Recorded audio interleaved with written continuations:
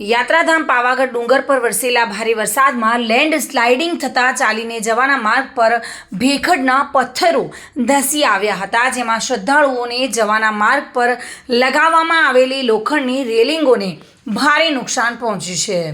ભેખડ પરથી ધસી આવેલા પથ્થરોએ આજુબાજુની દુકાનોને પણ નુકસાન પહોંચાડ્યું છે. ત્યારે રસ્તા પર પડેલા પથ્થર અને તૂટેલી રેલિંગો યાત્રાળુઓને અવરજવરમાં બાધારૂપ બની રહી છે.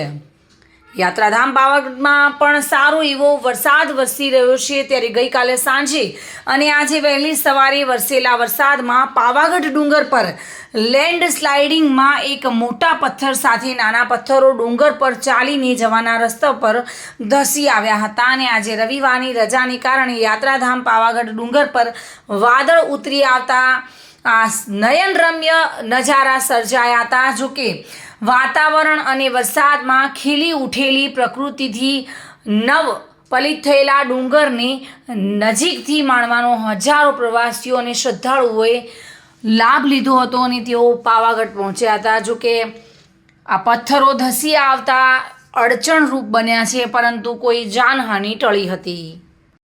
સંજય ગોહિલ સાથે bureau report, today Gujarati news.